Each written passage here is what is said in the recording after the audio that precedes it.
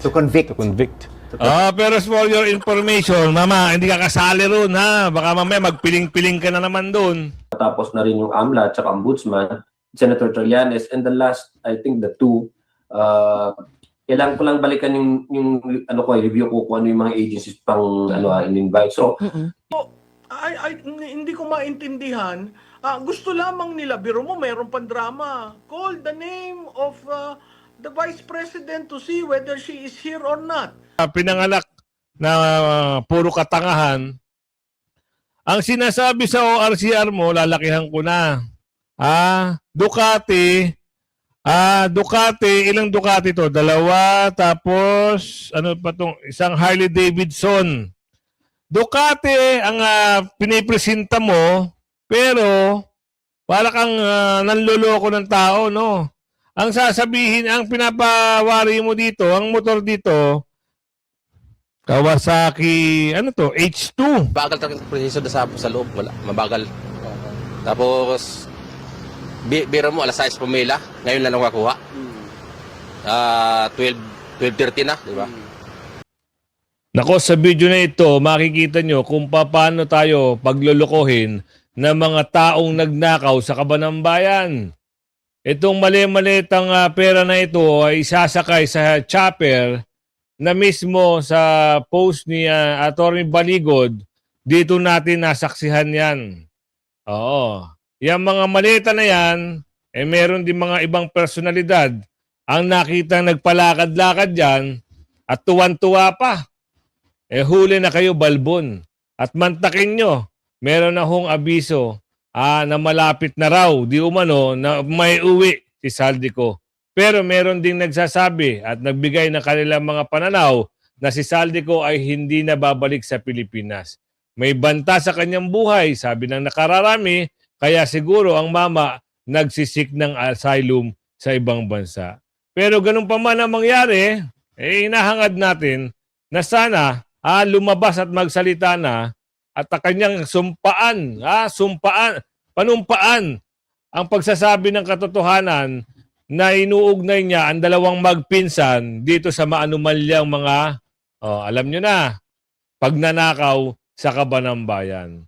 Kahit na maitago nyo sa taong bayan talagang lumalabas ang katotohanan, hindi kayo mapagkakaila na kayo ang mga nag-utos na mag-insert na napakaraming pera. At siyempre, bago natin mga pasadahan ang ating mga balita ngayon, BP Sara pinapadalo sa impeachment hearing para mapanumpaan ang sagot sa mga akusasyon. Pero sasagutin niya ni attorney o Prof. Tikia. Pero siyempre, bago tayo magsimula, isang likes and share, samahan mo ng subscribe, all good sa tayo dyan. At andyan lang yung join button. Kung gusto nyo sumali sa ating talakayan, pindutin nyo lang yan. Ito na, ibibigay ko sa inyo. Grabe, no? Grabe sila magnakaw. Hindi lang ilang beses, hindi isang beses, dalawang beses, ayon yan kay former Congressman Saldico, at paulit-ulit pa nilang ginagawa yan. Siguro hanggang hindi maubos ang Kabanambayan, uubusin at uubusin nila yan. Mapunta tayo dito sa mga post ni Atty. Baligod. Post yan ni Atty. Baligod kung saan nyo makikita kung kaninong chopper ito. Ang tanong, sino ang nagmamay-ari ng chopper na ito? Bakit hindi maimbestigahan sa Blue Ribbon? Diba?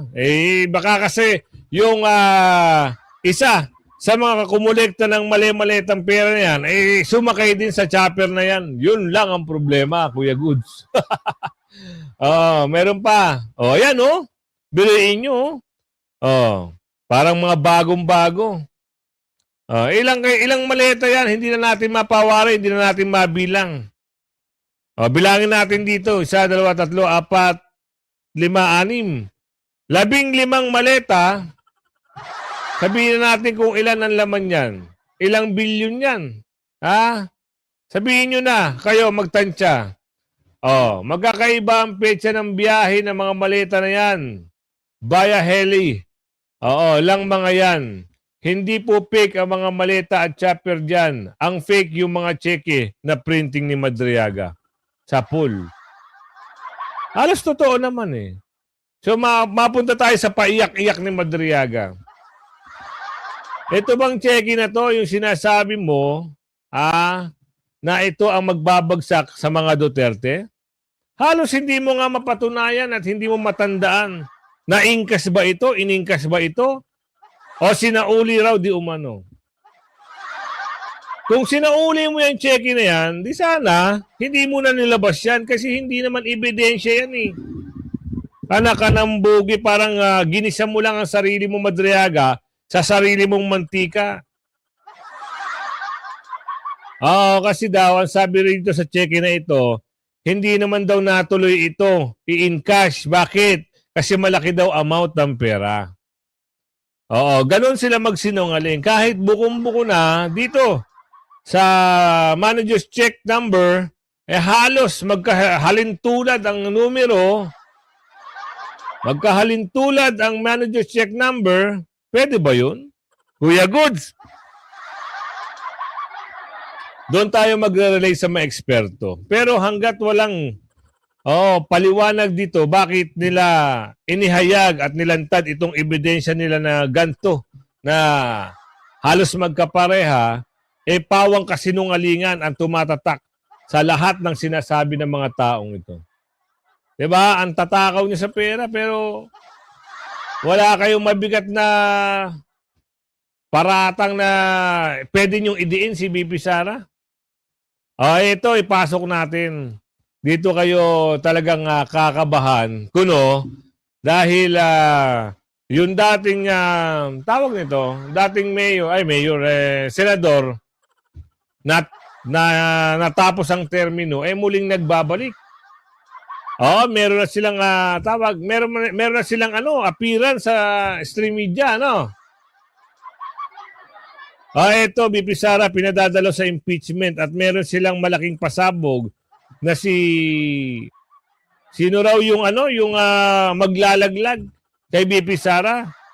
Talaga ba? Kaya nyo bang ilaglag si BP Sara? Totoo ba na si Trillanes ang magiging star witness nyo na naman? Yang napakasinungaling na tao na yan, mula noon hanggang ngayon. Kaya wala na maniniwala. Sino ba nagsabi niyan? Ito, alamin natin kung ano yung mga bagay-bagay na yan para mabigyan natin ng reaksyon. And welcome po muli sa Super Radio DCWB. Magandang umaga, Ma'am Isa, Ma'am Nympha. Magandang umaga sa inyong mga taga-subaybay. Opo. Congressman, ano pa ho ba yung mga aasahan natin sa impeachment proceedings ng House Committee on Justice laban po kay Vice President Sara Duterte? Kasi kung pagbabatayan po ang kalendaryo, April 22 at 29 na lamang po yung inyong magiging impeachment proceedings po.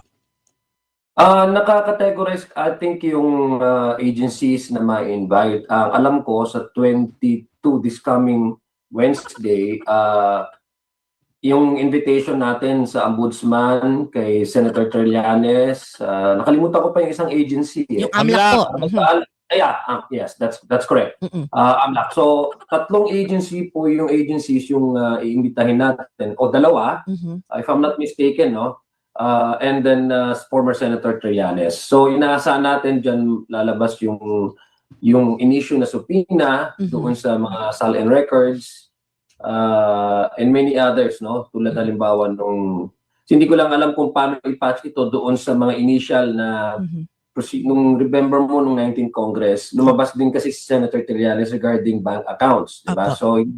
So I'm not sure whether this would be used as a way to patch also all the testimonies and other documents that were released already, issued to the House Committee by virtue of the subpoena order.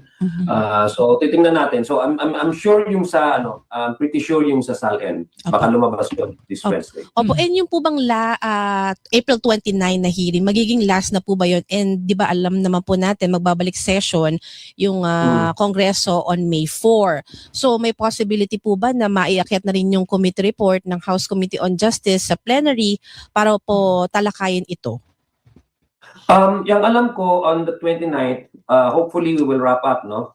Kasi yung natapos na yung iba, and then if for example coming Wednesday, matapos na rin yung AMLA at saka Ombudsman, Senator Trillanes, and the last, I think the two, kailangan ko lang balikan yung review ko kung ano yung mga agencies pang in-invite. So, yes, we are hoping that on the 29th, that would be the last, no? Pero depending on how the development in the hearing would happen. Pero that's the initial schedule is 29th. Now, pagkatapos ng 29th at may ma-approve yung magiging committee report, yung attachment nito, yung complaint ng Sabella at saka yung third and fourth complaint, that will be the attachment of the committee report.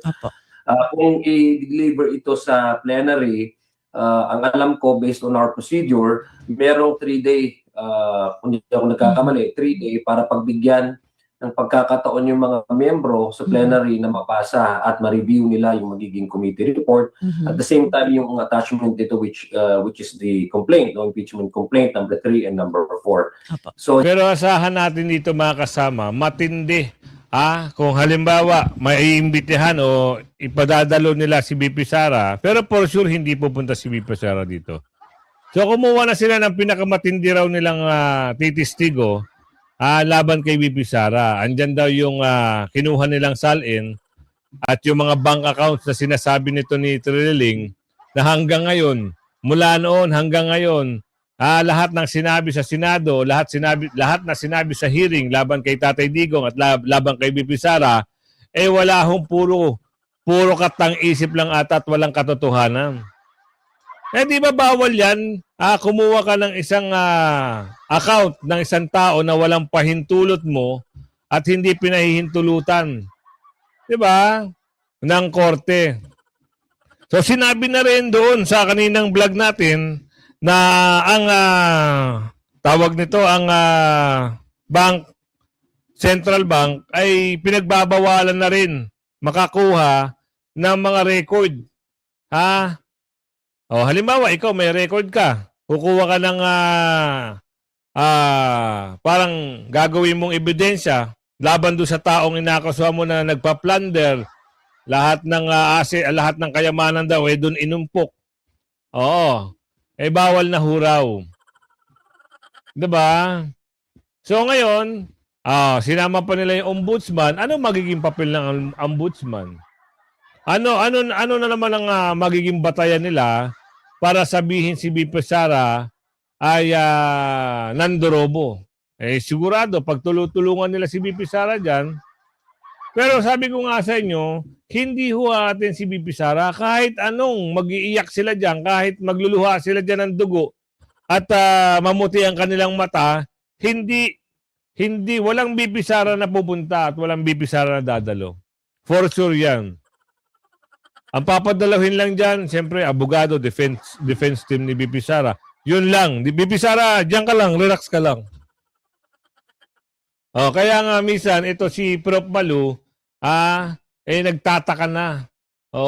Ano ang sabi niya rito? May pinapanigan at hindi non-partisan. Binati ko si Prof. Malu, itong Committee on Injustice. Ni Rehistro. May mga hakbang ito sa impeachment hearing laban kay Vice President. Alam nyo naman kung ano yung mga bakbakan nila ni BP Sara at yan si Rehistro. Diba? May pagkakautang yan kay BP Sara. Ang sabi doon, mismong si BP Sara nagsabi, magbayad ka ng utang mo sa asawa ko. Ngayon, iskandalo ngayon ang pangalan ni Rehistro. May lumalabas na balita sa Batangas daw, yung mga, alam mo yun, yung mga ghost project daw di umano, ay kumakalat na sa social media. Ang hirap lang, kayo ang mga nagkakalat ng ebidensya sa BP Presidente, kayo rin pala ang mababaho, may baho na tinatago. Ano yung problema? Diyan sa Batangas, meron daw yung proyekto dyan na talaga naman matindi sa matindi. Ngayon, ito pasukin natin kung ano yung banat yung punto dito ni Prof. Tikia patungkol dito sa ginagawang mini trial kuno dito sa Kamara. Walang tigil, ano? si Presidente para humarap sa isang polluted source. Yan. Di ba? Para mo legitimize lahat ng sinasabi nun by confronting a false witness. So, hindi ko maintindihan. Gusto lamang nila, biro mo, mayroon pang drama. Call the name of the Vice President to see whether she is here or not. Why do you do that? Diba? I don't know with Luistro kung anong uring abogado yan. Pero kitang-kita mo talaga may pinapanigan at hindi siya non-partisan. Pati yung pag-question doon sa kredibilidad, parang pina-strike out pata kasi ang Senado na raw yung bahala, which is yan ang magiging impeachment court. Pero yung paglalahad, hindi ipinaubaya sa Senado. Doon pa rin, nagsalita pa rin si Madriaga. Yung pag-question doon sa kanya, yun lang yung hindi pwede. Oo, kaya nga nakakatawa kasi kahit anong sabihin ni Madriaga, it would appear na gospel truth sa kanila. Ang vetting kasi, sino yung witness na magbibigay ng evidence, pagkatapos anong klaseng evidence. Yun yung sinasabi ko. Tiningnan ba nila, pinag-aralan ba nila, o dahil sa kagustuhan nilang siraan at gawing telenovela ang paninira, Tama. sige, play mo na, ipakita natin sa taong bayan. 'Di ba? Meron ngang isang congressman na hinihingi pa yung picture nung nagre-greet siya kay Madriaga dahil nakita sa pagpapakita sa wall. Tama ba yung paraan na yon? Hindi naman yun allegations, hindi naman yun evidence. So hindi ko maintindihan kasi parang lumalabas in every step of the way. Si Madriaga is there. Si Madriaga is influential kay PRRD. Si Madriaga is part and parcel of the team of the Vice President. Doon ako nagugulat kasi sa lahat ng mga politiko, maraming taong tumutulong, oo. Pero pag sinabi mong malapit ka at ikaw ay kasama sa core, maraming tumutulong sa kampanya, oo. Pero gaano kang katotoo doon sa mga sinasabi mo? Wala ka namang corroborating. Wala kang present, no? Wala nga siya, proof ni Gia, wala nga siya ma-proof na talagang meron siyang litrato na one-in-one sila ni Tatay Digong. Yun lang, siguro nangangampanya, meron kay BP Sara, at ito si Madriaga ay talagang pinipilit niya na inutusan siya ni Tatay Digong na mamili ng mga motorsiklo. Ngayon, ang tanong, isang malaking tanong, bibili ka ng motorsiklo, pero ang ORCR nakapangalan kay Madriaga, isa bang ugok itong si BP Sara at si Tatay Digong para mag-utos na hindi naman sa kanila magiging pangalan itong pagmamayari ng, alam mo yun, paano mo masasabi na inutusan ka pero sa'yo nakapangalan? At ang niyayabang mo sa ORCR mo, kasi may mga nagmakalat na post ngayon, para sa kaliwanagan lang ho ng lahat, meron hong kumakalat na post ngayon na ito raw ay motorsiklo na pinapakita dito, anak ka ng bugi ka naman, para lang mawala lang at ang tawag doon, maintindihan ng taong bayan kung ano yung tinutumbok dito. ORCR ang pinipresenta mo, kung hindi ka naman ba pinanganak na puro katangahan, ang sinasabi sa ORCR mo, lalakihan ko na. Ducati, ilang Ducati to? Dalawa, tapos, ano pa tong isang Harley Davidson. Ducati ang pinipresenta mo, pero para kang nanloloko ng tao, no? Ang sasabihin, ang pinapawari mo dito, ang motor dito, Kawasaki, H2. Kung di ako nagkakamali. Isang 1,000cc na Kawasaki H2. Tama ba, Kuya Goods? Tama ba? H2 ba to? Kasi, Kawasaki nga, H2 ba to? O Z900. Hindi ko mapawari eh. Pero nasa ORCR, Ducati. Isang Ducati, Scrambler, isang Ducati, laki ang panga natin to. Hindi ko na makita yung ano eh. Devil. At isang, ano tong isa? Harley Davidson. So, wag muna kaming lokohin. Dahil sa ORCR, makikita na palpak lahat ng mga pinipresenta mo. Wag ganon. Puros ka sinungalingan ng lahat ng mga binibigay niyong mga ebidensya. Nakapangalan sa'yo. Tapos sasabihin mo kay Tatay Digong. Di ba? Pinagloloko niyo ang taong bayan. At naniniwala sa'yo, ha? May maraming naniniwala sa'yo, ha? Yung mga kaparehas mong mga unggoy. Kaparehas mong mga magnanakaw. Ayun ang mga naniniwala sa'yo. Hindi, kasi hindi ko pakawari itong H2 ba to o ano. Pero sports bike to. Sports bike. Kasi sa akin, naked bike eh. Yun lang. Pero wag nyo kaming lokohin. Nagluloko nyo pa taong bayan eh. Sabi ng abogado niya, meron daw silang ipipresenta. Hawak na daw nila yung ORCR. Pina-authenticate na raw nila sa LTO. Pina-authenticate sa LTO. Hindi sana kapangalan kay Tatay Digong, mga gunggong.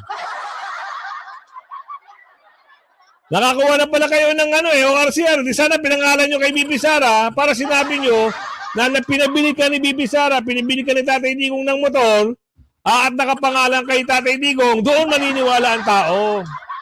Ano kayo ng mga bugi, sarap yung sarap yung pagkukotongan. Nakakatawa ang pagsisinungaling nila, no? Talagang, todo talaga, sige lang, magsinungaling lang kayo. Kahit anong gawin nyo, wala kayong panalo sa mga Duterte. Bigyan ko na kayo ng example. Kuya Goods, ang ingay mo. Hindi kasi minsan na-high blood tayo eh. Puro sinungaling yung mga banat itong mga ito eh. Di ba? Ako, may pera ako. Halimbawa lang for example. Kasi kung may pera ako, tapos meron akong kaibigan, sabihin natin ito, utusan ko siya. Bili mo naman ako ng 3 motor. Harley Davidson, 2 Ducati. Bili mo ko. Tapos ipangalan mo sa'yo. Hindi, tanga ako. Diba? Uutusan ka ng Pangulo, sabi mo. Tapos ipapangalan mo sa'yo. Hindi kay Tatay Digong yun. Sa'yo yun. Unggoy. Lakas mo manloko. Papakitaan mo kami, motor mo Kawasaki. Nakalagay sa ORCR, 2 Ducati, isang Harley Davidson. Harley Davidson ba yan? Kawasaki yan. Lang yakap. Sarap mong tampalin eh. Kaliwat kanan. Dito, dito lang tayo. Wala na talaga. Alam nyo naman, pag talaga mga durobo, gagawa ng paraan eh. Mabubuwisit ka lang kasi araw-araw meron silang kasinungalingan na nilalabas. Pero ito tandaan nyo. Ngayong nagkakaroon ng mga problema sa langis. Di ba nagkaroon ng ayuda ang ating kababayan, which is, tama naman, binigyan nila ng ayuda, pero iba ang pagkakaiba, malaki ang pagkakaiba, nung ayuda, nung si Tatay Digong, ang namumuno, maayos, walang problema, hindi mahirapan ang ating kababayan, walang mahabang pila. Bakit ngayon parang pinapamukha nila sa tao na may ayuda pero kailangan pa nilang pahirapan ang ating kababayan. Sa video ito, mapapatunayan natin mismong ating kababayan na at sumalangit nawa ang kaluluwa noong isang pumanaw dahil na-heat stroke. Dahil sa hirap ng inabot sila ng 16 hours, hindi pa nila nakukuha yung kanilang 5,000. Which is noon panahon ni Tatay Digong, yung ayuda pumapasok ko sa GCash. Nag-promote pa si Kuya Good. Hindi, para maliwanagan lang kayo. Totoo naman eh. Sabihin nyo, magtanong kayo doon sa mga motorcycle taxi o hailing apps rider. Magtanong kayo doon sa mga taxi driver at NBTS at TBN, no? Yung mga Grab driver. Yung mga joyride driver. Tanungin nyo kung ano yung sitwasyon nun. Hindi ganyan. Tsaka nun, umaarkila pa ng mall. Doon pupunta ang tao kung sakasakaling papupuntahin. Hindi. Dito pinapapila kung saan-saan. Anak ka ng bugi naman. Pasok mo, Kuya Goods. Para walang pila. Para walang pila. Para walang naghihintay dito ng mga tao.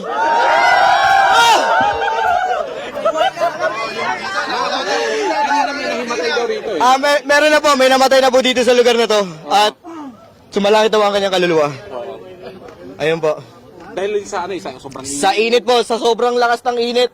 Lahat po ng rider dito ay naiinitan at napapagod. At nauuwaw. Walang libreng tubig. Anong oras kayo pumila? Alas 6 po ng umaga. Tapos, alas 12:30 ng gabi, Ngayon na kami na-releasean. paano bang bakit umabot ng ganito kahaba? Medyo mas mabagal yung proseso natin ngayon eh. Oo. Mabagal talaga yung proseso. Tapos ang napakasakit pa doon, may namatay pa isa. Kaya napakasakit doon. Isa sa kasama namin na namatay. Ginatake. Wala. Mabagal talaga yung proseso sa loob. Wala. Mabagal. Tapos, biro mo, alas 6 pumila. Ngayon lang nakakuha. 12:30 na, di ba? Napakabagal talaga, sir. Mantakin nyo, ha? Ganon kabagal. Samantalang noon, nabiyahe ka, meron nang papasok sa GCash mo. Meron nang papasok sa account mo. Ngayon, hindi nyo ba kaya yon? Yung ginawa ni Tatay Digong, wala bang kayang gumawa nun? Puro lang kasi pag nanakaw kasi iniisip ngayon eh. Diba? Kung sino yung makadikit ng sobrang dikit sa panggulo, yun ang pumapaldo, sabi ni Aling Ledesma, anak kayo ng bugi kayo. Pinahirapan nyo ang taong bayan, sobra kayo magpahirap. Diba? Sobra sila. Wala talagang mangyayari. Kung puro nakaw ang nasa utak ng mga nasa paligid ni... Oo. So ito, may pasok lang baka sabihin nyo, Kuya Goods, bakit andyan na naman yan? Nagtataka rin ako, bakit na pumasok na naman si eksena. Itong natalo to. Natalo na to eh. Sabi dito, Pimentel, impeachment trial at Senate could affect BP Sara presidential bid. Tayo ho'y nagtataka. Manong, Mama, hindi ka pa naman di ba? Tapos na ang karera mo sa pagkasenador. Malayo pa ang 2027, 2028. Nagpapa-interview ka na. Bakit kaya? Ito may pasok lang kasi nagtataka tayo. Ano kaya ang kanyang punto at bakit nagpapa-interview kaagad ang mama na alam naman natin na ito ay nagtatalo na. Tapos na ang termino. Maaga pa yan para sa exposure Talk about the impeachment. Do you think it will pass through the House of Representatives and it will get into the Senate? I think that is what the committee on justice is currently doing. So they're being thorough about hearing the petitioners or the complainants. What evidence do you have? So do you need help in getting the evidence? So they will now subpoena the documents or the personalities involved. They want to be thorough so that the entire house membership will know what the case is all about. So right now I cannot predict if the question was if it will pass. So I believe that is what the committee is doing now to make sure that it will pass. But if it gets to the Senate, do you think the numbers are there to impeach Vice President Sara Duterte? from the Uh, current numbers? So if this were a basketball game, this will be exciting. That's Because all you need 16. That's all I can I say. think, It will be you need- exciting. You need 16 senators to impeach, Yes, to convict. to convict. To convict.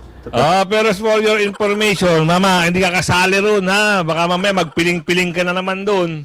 Ha? Hindi ka makasasali sa... kung sakaling pupunta sa Senado yung impeachment trial, wala kang papel doon. Nagtataka kami, nagpapapapila na naman kayo, magdeklara na lang kaya kayo para alam ng taong bayan na tatakbo uli kayo. Pero expect nyo, hindi kayo makakuha ng boto dahil sa ginawa nyo sa mga Duterte. Andun ka, no? Ikaw yung isa sa mga parang napansin ng ating kababayan eh. Oo, gumigisa kay Tatay Digong habang 'di ba? Napansin niyo ba 'to yung kilos dito dati? Against siya sa mga Duterte. Sabihin mo lang kung tatakbo ka para alam namin na talo ka na, mama.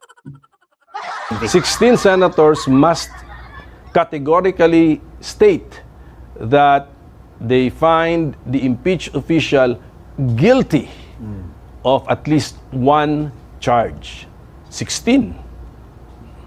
But with the Yung 60 na yon, ilan ba sila? 24. 24, alisin mo na, hanapin natin para magkaintindihan tayo.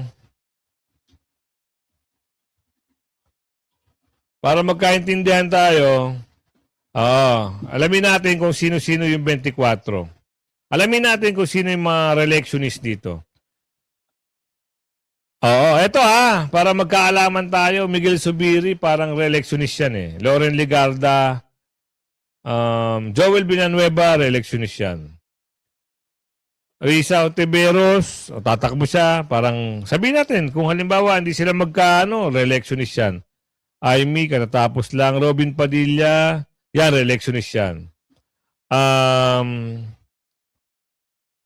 Chis Escudero, re-electionist yan. Grace Po, re-electionist yan. Nancy Binay, pero tapos na to eh. Kasalukuyan, tama ba? Nancy Binay nga, oo. Cynthia Villar, tapos na to eh. Bakit, 2025, 2020... ito, para maliwanag Tapos na nga to. Bakit may mga Francis Tolentino pa dito? Dapat wala ng Francis Tolentino dito eh. Baguhin natin ulit. Alamin natin kung sino. Kasi minsan nakakalito rin, yung kumpletong line-up Escudero, Peter Cayetano, si Pia Cayetano, Loren Legarda, Win Gatchalian, Bongo, Ronald Bato, Amy Marcos, Robin Padilla, Risa Ontiveros, Joel Villanueva,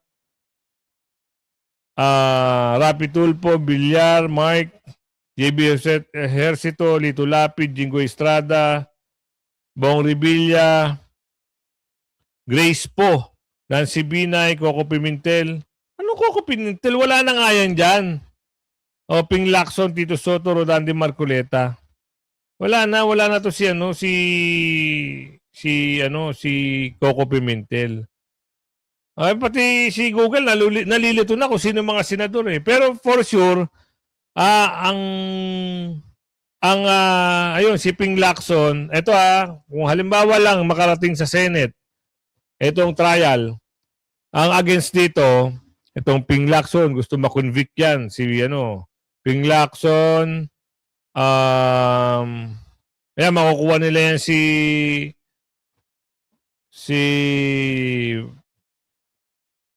sino ba?